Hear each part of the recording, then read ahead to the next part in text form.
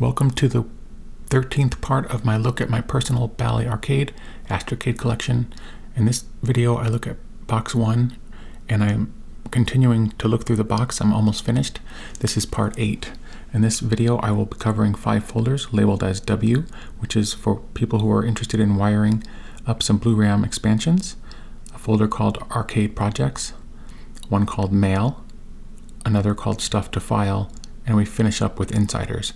We have a preview of 5 more called Letters and Programs, Arcadian Index, Ball Check, Unsorted folder with letters, tutorials, and a lot more, Flyers, and finally Arcade Schematics Full Size. And this is the schematics for the arcade game Extra Bases. I probably predict there's going to be 3 to 4 more videos in just this box, and then in a few weeks I'm going to go on to box number 2 in the Bob Fabris collection. Enjoy the video. Hi, welcome to video 13 in my Bally Arcade Astrocade collection. This is part 1, or box 1, part 8 of the Bob Fabris collection. And I want to note that in the credits here, I added links to groups.io for the discussion group and archive.org, where you can find many of the documents that have been covered in this series so far. In the last episode, we covered 5 folders, and I noticed in a couple of the previous videos in the series, when I pull up some of these folders, they get blurry. So I don't think I'll pull them up like this. I think I'll pull them up in a different way. So I'll do it a little differently. I'll do a close-up of this, and then we'll see what we have going on. But thanks for coming back. Thanks for a couple of feedbacks that I've gotten so far, both on YouTube and via some of my personal friends. I appreciate it. I know these videos are probably not easy to get through. They're just quickly put together. Takes a bit of time for editing, but I'm glad that I'm making progress here. And I'm getting close to, I was going to say close to being done, but I probably have 3 to 4 more videos to make for this box alone. In the last box, or in the last video, we covered 5 folders. We covered Calls, Arcadian Inputs, which was letters, Bally DOS, which was source code and stuff for a Bally DOS disk operating system, and then a blank folder which had just letters, and then RF modulator, which turned out to be for the video brain, a pretty rare system. So we'll take these out, put them aside. We're not going to have to cover those anymore. We'll bring these a little forward, and we have one called W, which I think is just some miscellaneous documentation. Another called Arcade Projects. Another one called Mail. This one's pretty thick, but I'm probably sure I can get through all of these. One that's called Stuff to File, and finally one called Insiders, which only has 1 document in here, so I'm not really sure what's going on with that. And unlike some of the previous episodes, I'm going to show you what's left to cover one more time. So we'll be covering these 5 folders, and then I'm going to show what's coming up in the rest of the series. I've done that once before, but I'm going to try to remind you what's coming up. Depending on how I look at this box, we've gone through about 3/4 of it, and we have between 11 to 15 folders left. It depends on how I think of these as folders. So we have one called Letters, another called Arcaders Insiders, Bally Check, one is called Unsorted, Letters, Tutorials, and more. One is a Flyer. One says Arcade Schematics Full Size, which I'm not sure what that is. We'll have to take a second look at that. Anderson et al. Astro Management, so maybe from March 20th, 1981. Let's see, Inquiries for the Bob Fabris, Letters and Older. And then, so after that, we get into a folder it's really only 1 folder, but it's made up of 1, 2, 3, 4, many folders. It's very thick. I'm not going to go into it, but I'd say we have about 4 folders ahead of us to still cover. And I'll be going out of town in approximately 10 days for almost 2 weeks. So if I don't finish this folder by then, I'll finish it shortly thereafter I get out of here. So beginning of May, I won't be uploading videos anymore for 2 to 3 weeks. So I'm hoping to finish this box. If not, I'll finish it when I come back, and then I'll get started on the rest of the box in this series. So let's get covering the 5 folders I talked about a moment ago, and then we'll take a close look at what's inside those. And I enjoy doing that more than looking through an overview of this. And I'm really curious to look up at the schematics coming up. I mean, there are schematics already, but these appear to be different from the ones I've seen before. So we'll check it out. Cool.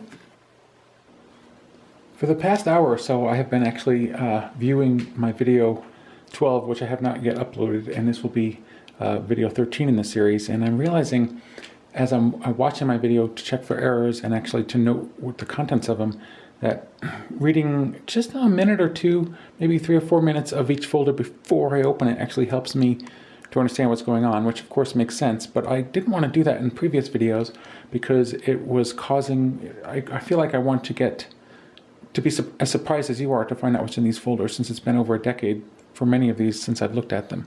So this one is called W, wired. I didn't know what W meant, but it stands for people who are hoping to help wire up Blu-ram units.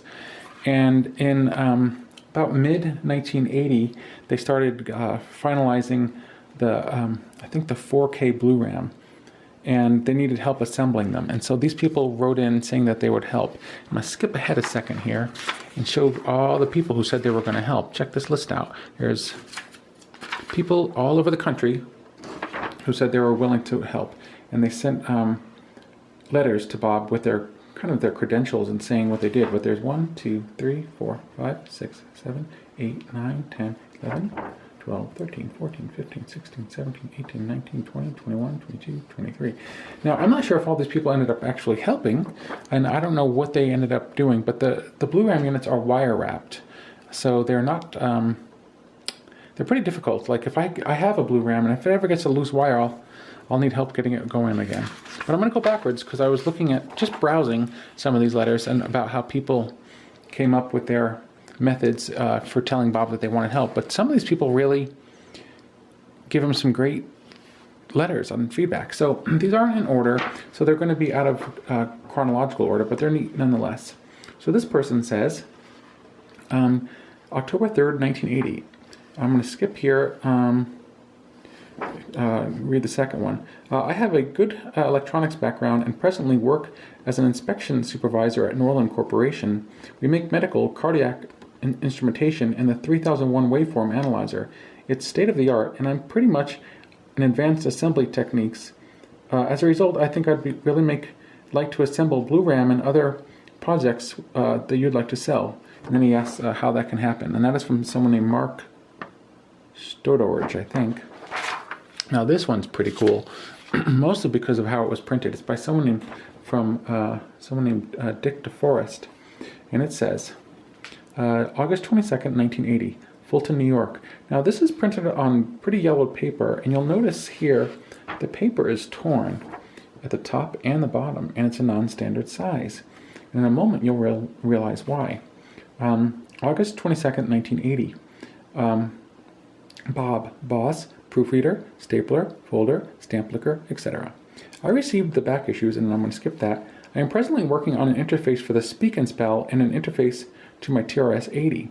My homemade expansion interface has a serial output to a Model 28 Teletype that I am using as a printer. I would like to slow the Bally down and try to use your December issue's printed output for hard copy. So I think he's actually got a Teletype hooked up to his TRS-80 that he's printing this on. And it was pretty common at the time for people to be using both TRS-80s and the Astrocade, or excuse me, the Bally Arcade, because they both had Z80 processors, and I guess people preferred that processor over other ones. It says, in April, if anyone was interested in you asked if anyone was interested in contract work. I would like to have more details on this. My lab equipment has the following: dual trace scope, digital and analog multimeters, frequency counter, signal generator, electric and hand wrap tools, and others. Keep up the great work on the Arcadian. So thanks. And here's another person who wants to do some wiring, and he includes his little card here. And I noticed that he's from Albuquerque, which is pretty cool, or he's got some work in Albuquerque, I don't know.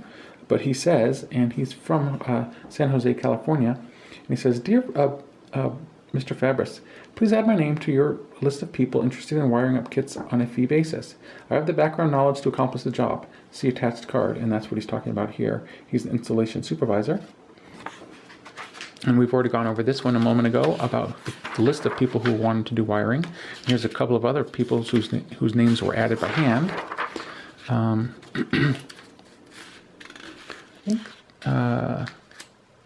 I Okay, this one I thought was pretty cool because I didn't realize people did some of this stuff. And I remember Heathkits, but I didn't realize you could build them to do lots and lots of larger projects. So this person is named Ronald Richner, maybe?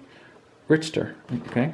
And he says he's got some questions. He wants to buy he wants to buy 4 Bally Arcade salvage boards. So in about 1979 and 1980, they had Bally arcade boards that were available that didn't work, and they were selling them for $25 each, and people bought them, and many of them repaired them and were able to use them.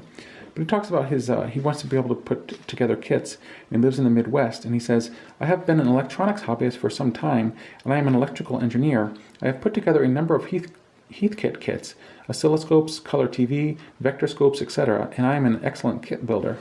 That's pretty neat. I think I didn't realize you could build TVs from Heathkit. I didn't know they sold that kind of stuff. I mean, can you save money by building a TV from a kit? I just don't know. Or maybe it didn't matter. Maybe people just wanted to understand how they worked. So that's how they did it. Here's a letter from June 1st, 1980. And this might be the last one I can get. But this one is really interesting to me. And he says, just a note to say thanks for all the good work in the arcade again. And I have enclosed a book by Bally on the arcade, which you may already have. The interesting thing is the mention of the high, commercial, and low our type of resolution models of the arcade. He says this on page 29, and he's talking about PA1, which is the service manual, and PA2, which I believe is the nutting manual. He says the high resolution model has 16K of RAM compared to the 4K in the low resolution. Has Bally designed the standard arcade to accept either 16K or 4K of RAM? If so, with a few modifications, and question, maybe 16K of RAM can be installed on the game board without too much difficulty. This would certainly simplify the add-on board. I would be interested in an answer on this. A reply in the Arcadian is adequate. Again, I would like to offer my services for wiring up boards, he says. So what this is talking about here would have been great. Like if you could have just, if there had been slots on the Arcadian and then maybe a jumper, you could just add the RAM and then the system would have been upgraded to have 16K of RAM, and then it would have been able to have 4 times the resolution. That would have been a miracle, kind of, but that was not to be. So what ended up happening was it takes a lot to get the system into high-res mode, like the arcade games. Here's some more people willing to do wiring. I think I'm going to skip the rest of this. There's some really great information in here if you're curious. Some letters. I guess there's only 2 more letters to cover, or 3. But I'm going to skip them just to get on to the next folder. They basically all say the same sort of thing. People want to help with kits. And they give their experience and background and why they feel like they're able to do that. So yeah, this is what this folder contains. So pretty neat. This was all scanned in and is available in, I think, grayscale or black and white. But yeah, great information. And it shows you the varied background that people had coming into the Astrocade or the Bally Arcade in 1978, 79, or even 1980, when it was still being sold more as a computer system than just a plain Bally home video game system. So, you know, every single time I'm making one of these videos, I keep saying in the early days, it was really aimed at computer users. And that's kind of in the early days how the system was marketed, and also why people bought it. It seems to me. I could be wrong. I wasn't there at that time, and in 1980 I was just 8 years old. All right, let's move on to the next one, which is called Arcade Projects. This folder is labeled Arcade Projects, and I'm going to open it up. There's only 2 pieces of documentation in here, and I don't know what Bob had in mind for these. Bob was always on the lookout for things that could be included in the Arcadian that were sort of in the same idea, in the same realm as the Astrocade. Now this one doesn't seem, it doesn't ring a bell with me for what it does at all.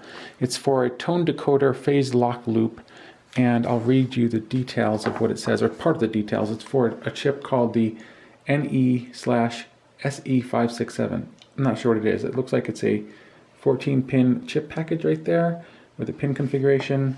Tells you the features here, and basically the description, briefly, is the SE/NE567 tone and frequency decoder is a highly stable phase lock loop with synchronous AM, lock detection, and I'm going to stop right there because I don't know what this was used for, or what Bob had in mind, but it's from a data book starting on page 324, Signetics data book. And Signetics, I'm familiar with them from many chips, but one of them that I like a lot is the CPU, the 2650, that was used in some game systems in the late 1970s and early 1980s, such as the Arcadia 2001 that was released here in America by Emerson. And the second document is a article from Byte magazine from about 1975 called "Add a $3 light pen to your video display." And here's a close-up picture of the light pen as it was built. And I think this is only like 3 pages or so. And I talked about this before, and starts on page, can't see the page there, but maybe page 54, and it's from the Byte magazine, February 1975 issue, it looks like. And I'll read you the first paragraph of this, and then I'm going to move along, because while they did have a light pen that were created by users, this one is not one of them. Basically, it's something that an inexpensive light pen and driver program to accomplish this function with the processor technology VDM-1. I'm not sure if that was a kit computer. I'm not familiar with that computer at all. So, yeah, and I'm going to skip that, and that is the end of that folder. It didn't take too long, did it? I have a dilemma, but it's a simple one, and it's a good one. As I've been making these videos, I've been, specifically today's video, I've been skimming ahead just to see what I should cover in a folder. In this folder, which is called Mail, very simple name, it's pretty thick. It's one of the thicker folders I've come across that just has letters. And there's so much material in here, I just want to read all of it, and maybe to the camera, but why would I do that? You can go and find these online. And so I encourage you, and I've said this before, but all of this stuff has been scanned. It's not to the quality I wish I had done it, but it's readable, and you can find it. And sometimes, I've noticed that if I actually pause a page, like let's say I quickly take this one and I put it up here, and I just say, oh, this is from Tom, or it should be to Tom. It's from January 1978, and then I turn it over. I've actually noticed I can pause and actually read the entire letter. I don't know how that translates once I upload it to YouTube, but it looks okay when I've made the video, but YouTube downgrades some of the stuff that we have, or some of the videos that I upload. But let's get started. Here is a draft to John Sweeney. I think I'm not going to read anything about it, but it's from this letter that John Sweeney wrote to Bob in January 22nd, 1978. It's 2 pages. And he's talking about how there's some things that he's learning how to use Video Basic 4 or Tiny Basic 4, but he's talked about this, and I've talked about it in previous videos, I think. There's a book out there, and I've never seen an entire scan of the book, even though I do have the entire book. I've scanned the pertinent chapter. And it says, also Tiny Basic, let's see, you're talking about here how Tiny Basic, or Bally Basic, is based on Poly Alto Tiny Basic. This is a well-known fact, okay? And he says, I have a great deal of information in reading the sources of it. There are several articles on the subject, but the one I have access to is Poly Alto Tiny Basic version 3 by Le-Chen Wang in PCC's reference book of personal and home computing. The article defines the language, and virtually all of it says is implemented in Bally Basic. Not only does it define the language, the source code for the 8080 version of it is in there. So check that out.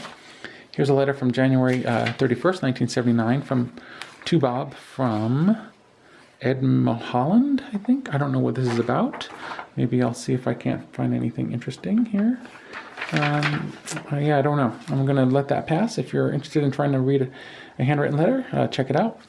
January 27th, 1979 by Thomas Lowell. And he says, please send me the executive software and PA1 service manual. So this would be information that he wants to use on how to...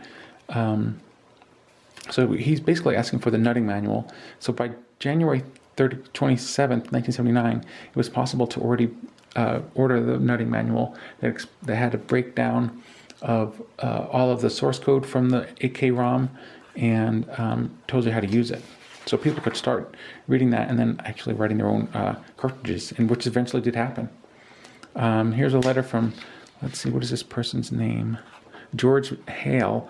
And his letters are always interesting, so you might want to read this one. He's included a tentative pinout for the 50-pin expansion, which he's written here. And if I recall, this information became easily available and was printed in the Arcadian. I think in a format that's a little easier to read. Here's some notes to Brett Bilbray. So this is written by Bob, and he probably typed that up. So here's Ding, something from Brett Bilbray, written on the University of Michigan Dearborn campus. And Brett talks about release dates, which I think are interesting. He says, what does he say here? And this must be his introductory letter. It's written in October 1978.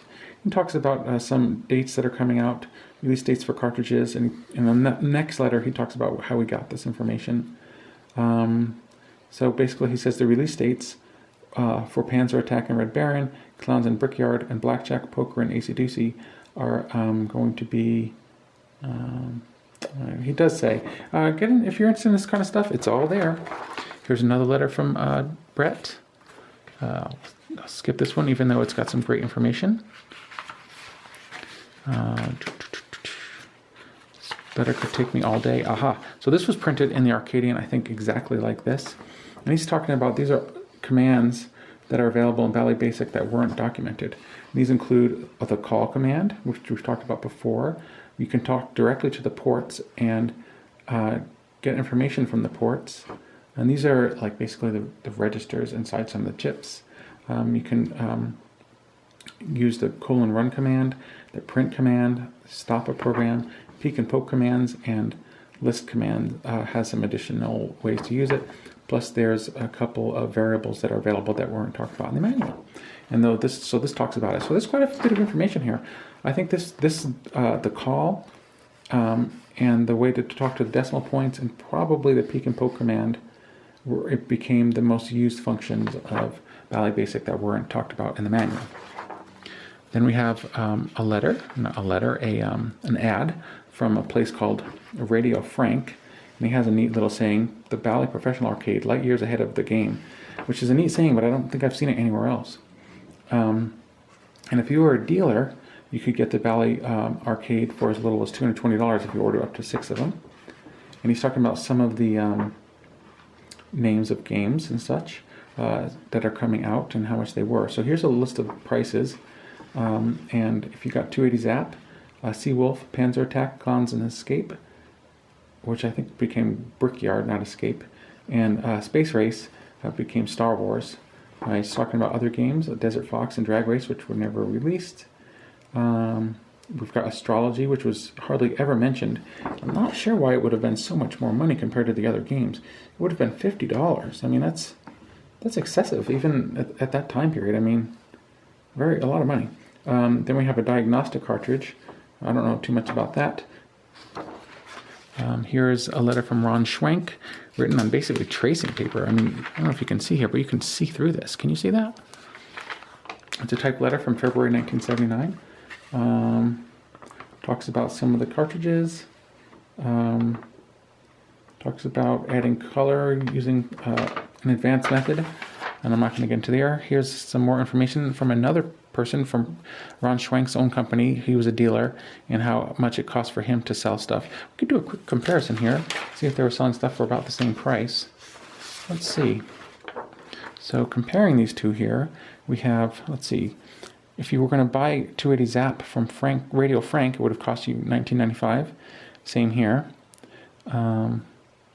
He also happens to sell Bally Basic. So Bally Basic costs $50, and the cassette interface costs $50. So if you wanted to buy Bally Basic and get the 300-baud cassette interface, that's $100. So that's basically going from the price of $300 for the system to $400 to make your system into a computer. And later on, when the system is sold in 1981, Basic with the built-in 2000 baud interface is actually included in the deal, and it's faster Basic with some improvements. So that's great. Let's see, we've got some more programs, some more letters, many more letters. I'm going to have to go through these a little quicker. I'm noticing I'm already about 8 minutes into this segment, which is fine. If it gets too long, then I'll just stop it and we'll go over another folder. So this is from, I don't know, oh, this is from Brett, I think. And he's talking about how to use some of the additional comments. And, some handwritten notes from Bob. Not sure what that is. This is another handwritten note from Pete Elgroth.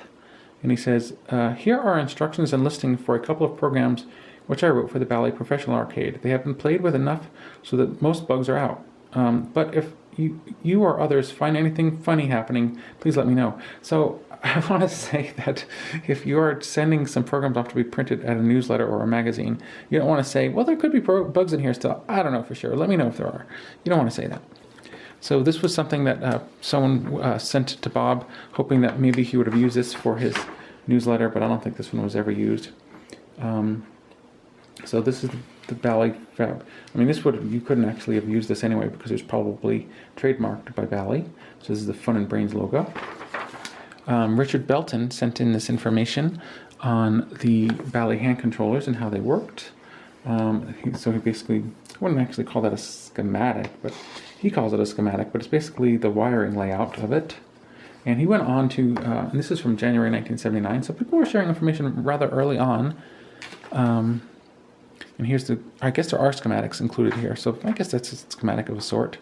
And he went on to release the Bal check in about 1980 or 81. And so that would plug into the 50-pin port on the back of the Astrocade and help you diagnose errors if you're having trouble. And there's actually a handwritten letter on the back here explaining what he included here. And he includes, he did a board layout of the 300 baud interface. And also, I think on the next page there is, a pretty rough, but a schematic of it. Then we have more schematic, and this is also, I guess, a little better schematic of it. So this is, I think this is probably the better schematic of the 300 baud interface. One of the better schematics. There's several of them available on Bally Alley, but that's one of the better ones. Now this is early. This is how you would join the Bally user group in 1979. So you'd read this and then you send off this information to Bob and tell him a little about the unit where you bought it. And he bought it from one of the early suppliers, NCE. And in an earlier letter or video, I showed NCE how they had a newspaper style printout of the entire Bally basic manual. But they dropped the Bally pretty quickly because it was just had too many issues for them. Like a lot of companies in the early days, they dropped the Bally because of overheating problems. Here's a handwritten letter from Joe. I think this is Joe Polking. I'm not sure. I'm not going to get into what he says. Oh, maybe it's from Joseph White. Yeah. He's talking about the peek and poke command. I'm going to continue here. This segment is getting longer and longer, but I guess that's okay. I'm having fun. If you're not having fun, you can always skip ahead or skip to the next video or go back to another video. Watch a video on the Atari 2600, something like that. Whatever. I'm just here having fun. Continues going along, talking about some programs. Here's some more letter. This is from another letter from, this one's got some interesting information in it. He's talking about how he's including a copy of Bally Trek. It's a rough copy written for Bally Basic by his son Greg. It was adopted from a version written, and then he says, in Mintal Tiny Basic. Now, I don't know what Mintal Tiny Basic even is by Eric Mueller, but it's an adaptation. And I think that one was actually printed, or a version of it was printed in the Arcadian. Later on, here is a letter from, let's see who this is from. Does it say? It probably does, but I don't see it. I like how he uses different colors ribbons in his typewriter. Now, this is from a 15-year-old person. I'll just read this one. I haven't really read too much. I received the newsletter today and very pleased. I have a couple of questions and answers and compliments to throw, but before I do that, I'm going to tell some things about myself. I'm 15 years old, as of January 2nd, 1979, so we know his birthday. That's nice. I've been interested in electronics ever since I can remember. Some of my other hobbies include photography and astronomy. I've been interested in computers for a long time. I bought myself the Bally in November of 1978, at which time I also bought the Tiny Basic, and that is my very short story. I am wondering what kind of programs you want for the paper. I have 5 120-minute cassettes with programs on them. I do not know what the readers want. Also, as far as programs, tell me what you want and I'll send it or make it up. I recently tried a modification of TRS-80's chess game. It's not practical. The commands you have to substitute to put into our Tiny Basic are too long. If done in Tiny Basic, it would need 2K or more of just RAM. And he says, some noteworthy and then he says in red letters, pretty neat, right? Discouraging discoveries. And he talks about some stuff he came across. But what I like here is he has some text here, or handwritten material, but one of the last things he types is your letters from JSNA, which were printed in the Arcadian, are very disturbing. And that's basically because they basically are saying that the system isn't going to be carried too much any longer, I think is what they ended up saying. Oh, I didn't notice this comment right here. The reason this becomes text is he says right here, check this out. My typewriter just broke, sad face. That's funny.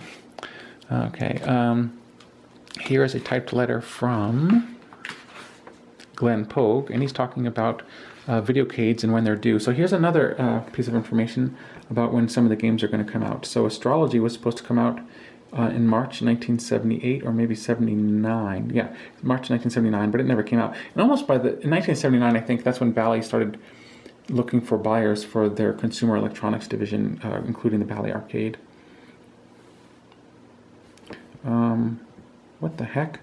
Okay, I'll read this paragraph here. He says, the call command is one of the more interesting commands that is encountered. Use call is just what it says. It calls things out of the resident ROM, such as if you call 5450, it gives you random synthesized sounds.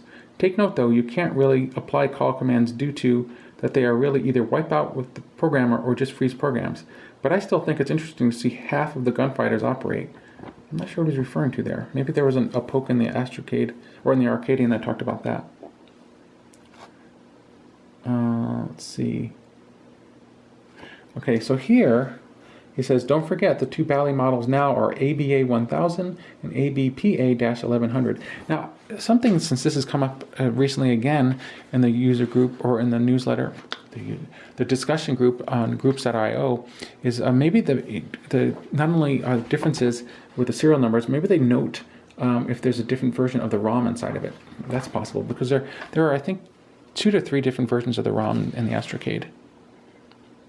And he included a program, or a couple of programs on tape for Bally, or for Bob. Now here is a long letter from Brett Bilbray, ding, mentioned again. And I'm just going to show you how long this letter is. It's from December 11th, 1978. This letter is it's front and back, 1, 2, 3, 4, 5, 6, 7, 8. So 8 letters, or 8 pages front and back. And I'm not really going to get into what this says. It's too long. But he does include some programs that were written. Star Trek, Shoot, Life for Two, Simon, and Othello. So these are early days. Yeah, great. And here, Bob notes and he puts the number sign, not the number sign, the dollar sign, and cash. I think that's because people who wrote tutorials, I think he sent them some money, I think. Brett, if you're watching this video, let me know if that's true. You might be. Here's another letter from Brett. Here's some handwritten notes to Brett from Bob. Here is something from Glenn Pogue, a letter. I'm not sure what he's talking about here. And he's talking about how he's able to use, I think, all this. Oh man, I don't want to get into this too much.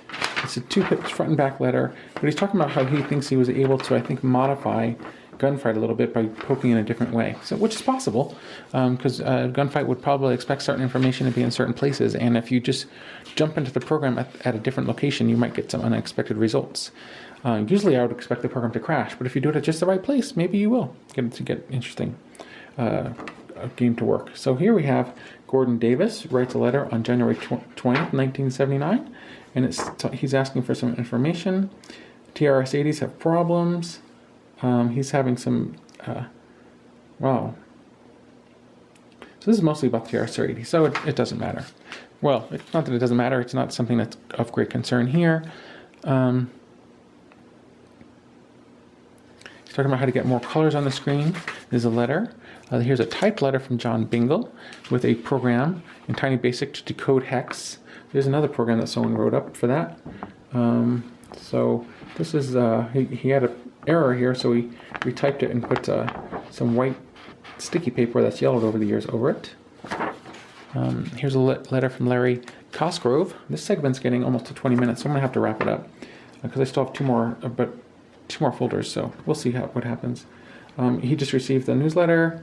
He currently he subscribes to, and listen, this is kind of a typical person for the Arcadian. He subscribes to Arcadians, Starlog, Creative Computing, and Writer's Digest.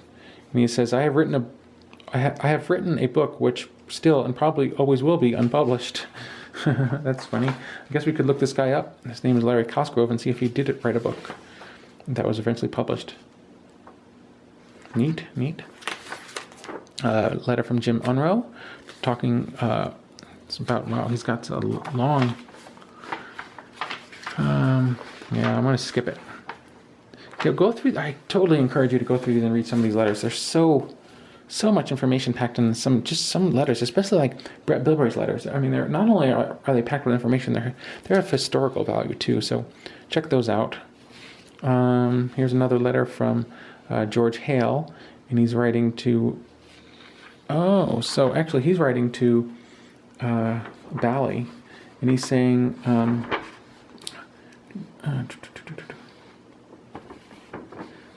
not going to get over to what this is about, but you can read it. Okay. Here's his, I think this is a revision of his Bally connection, right, of his, so the 50-pin circuit.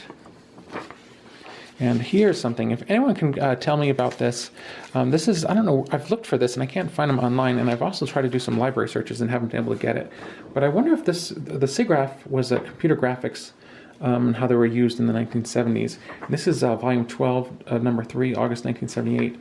And so here we have SIGGRAPH from August to 1978 and what was going on. If anyone knows if these were recorded in any way, like on video, I would love to see some of these talks. Like here's the talks that happened on August 23rd, 1978. We have raster graphics, the use of grayscale for improved raster display, hidden surface algorithms for anti-aliasing, color gamut transform pairs. These were all, working its way toward and forward to get into where we are now with computers. I mean, these professional settings gave people a chance to discuss and exchange ideas. I mean, these kind of things still happen, but more likely they are happening online now. Here's someone, with this letter was included that, I went over this in an earlier folder, the basic ZGRAS and sophisticated graphics language. In fact, everything else in here has been covered in a previous folder. So I'm going to stop this one, I think, unless there's an actual letter, which there isn't.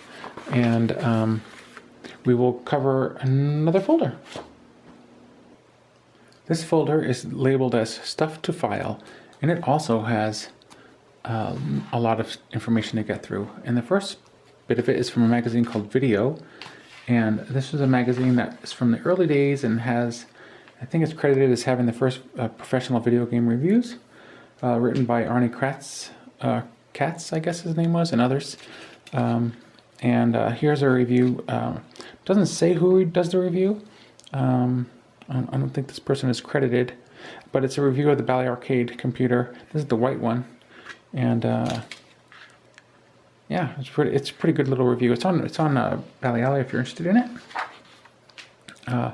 Here's something here from Texas Instruments, Move to Stir FCC Debate. And I like this because it talks about the computers and stuff like this. But this person, this is from Consumer Electronics, May 1979, and Make Life Easy. All right. Doubt about future standards. Let's see. It says, doubt about future standards for personal computers will delay product introductions as well as halt productions of units introduced but not yet in production. Bally, for one, will hold off manufacturing its upgrade game computer introduced at Winter CES until a decision is reached. And they're talking about how, and here's Bally's Nyman. So that's kind of interesting that there's actually a picture of him there. He was I think the president of the consumer division, something like that. But because of Texas Instruments' move to try to change the rules for the FCC, and which I think did end up happening, it was a they delayed the add-on unit, which never came out, maybe because of that. So this one is an article from May 1979, maybe from also the same issue, and it says, programmables, show businesses is in cartridges. And the bit here that I think is neat is it says limited life. Some manufacturers, however, assign a limited lifespan to programmables that lack computer add-ons. Rich Rochless, Mattel vice president, labels these games outdated. However, programmables can be upgraded to computers such as Mattel's Intellivision will experience strong sales and serve as a primary hook into personal computer market, he says. It's interesting that in the mid 80s when computers came out, I think until Nintendo came out, they kind of thought that maybe perhaps the video game home systems would go away, but that did not happen. So this is a 3-page letter from Tom Woods, and he worked at Xerox. And what's interesting, it's not included in this folder, but he made some pictures and things for Bob, which were printed, and this is in 1979 on a laser printer. And he goes into great detail about it in this letter. If you're interested, you should read it. He's talking about how it's a pretty impressive system. And if you want to know, you should read it. But yeah, in 1979, he had access to a laser printer. Pretty cool. Then we have a program called Memory Dumper. So another basically way to look at the hex code. Or let's see, this program accepts print addresses in decimal. So yeah, you have to figure out how you could look at the ROM that way. Here's a memory loader, and I'm not sure who these programs are by. It says this is page 3 and 4, but I don't see the first pages. Here's a letter. This is interesting. This is in 1979. This is a letter from Tomoka Minaga, and he lived in Japan. This is from April 10th, 1979, and he's asking for information on the S100 board and floppy interfaces and stuff like that. Now, if he lives in Japan, I'm not sure how he got himself a hold of a Bally arcade, but he surely did. So that's another way to explain that these things existed outside of the United States and were in use. So far, we've encountered some people using them in Mexico, New Zealand, and Japan in the 1970s. So interesting, right? Here's a letter from John Collins, and this is not stapled, but held together with a paperclip with a whole bunch of information. So I'm going to break that up real quick, and then I will come back to it. I have removed a paperclip that was holding this together. I thought this was all paperwork, or mostly paperwork from John Collins, which is, I guess, about right. It's mostly paperwork, right, John Collins? He's talking about how he's got a program that he's written in here.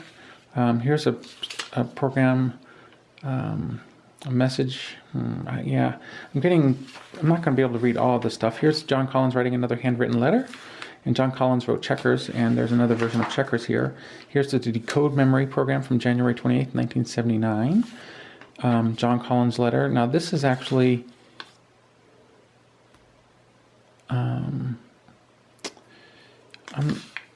I'm not sure if this was going to eventually be printed in the Arcadian.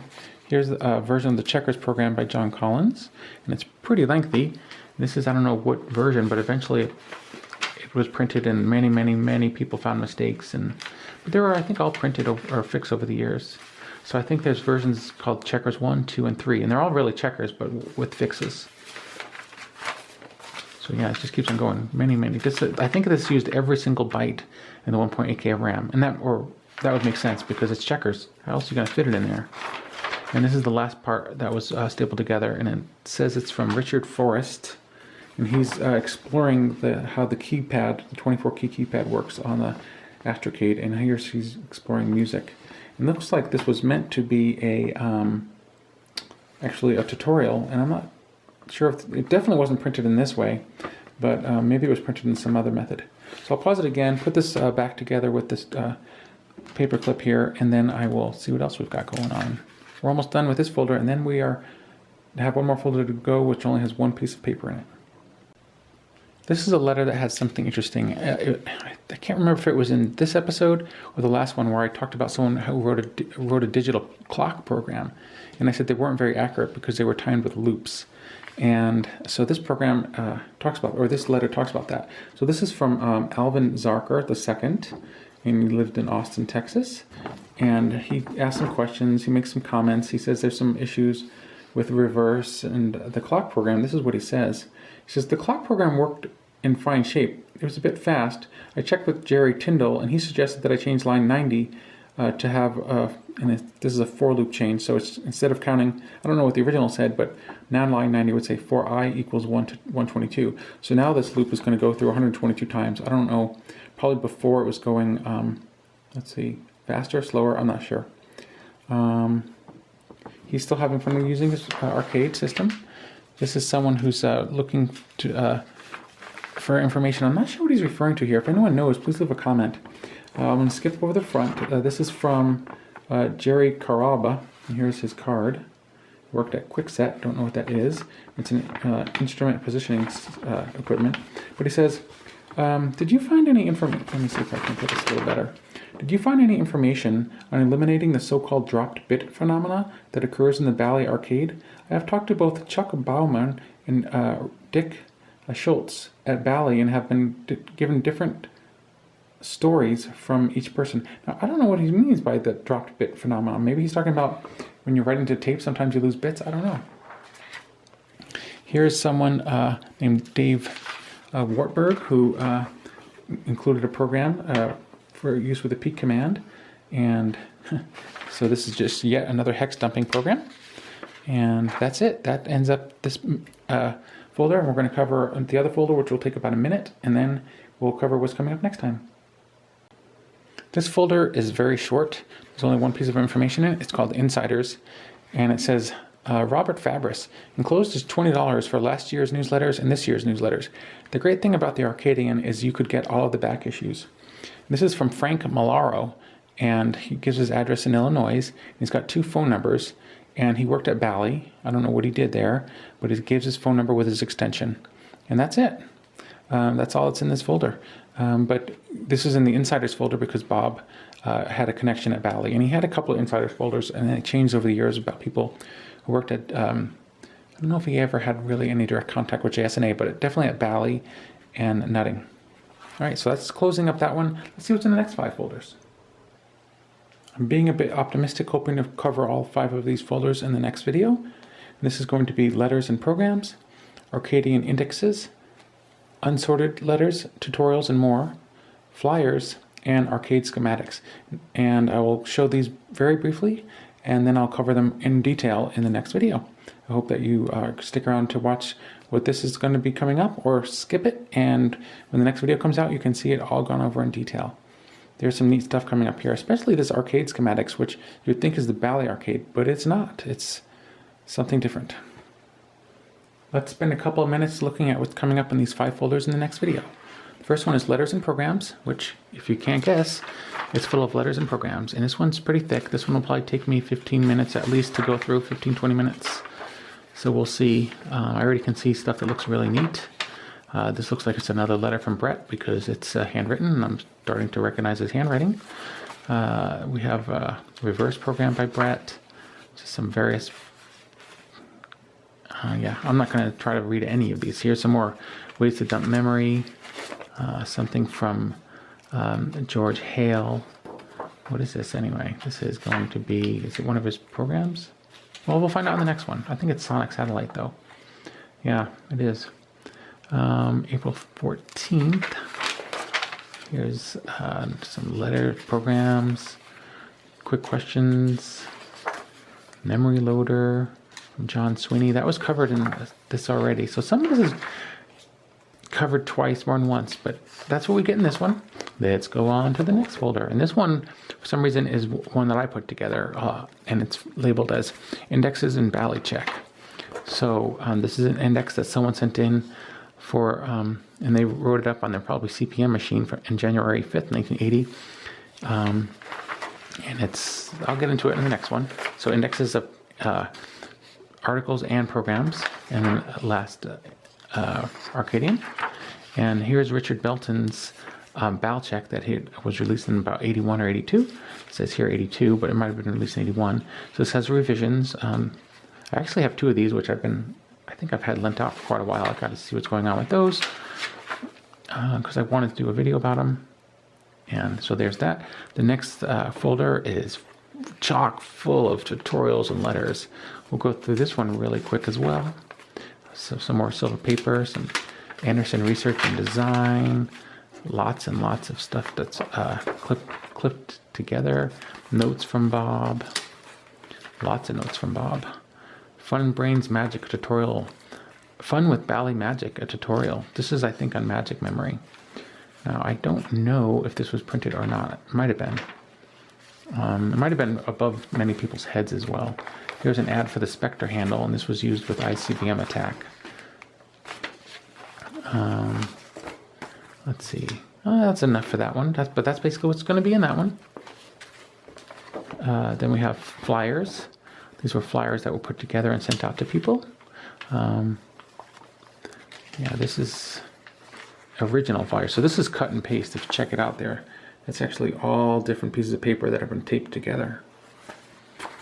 Something from Alternative Engineering saying they're going to announcing a first multi-option expandable system, and they did release that. That was called the Viper 1 system, and more flyers, things like that. L&M software ads.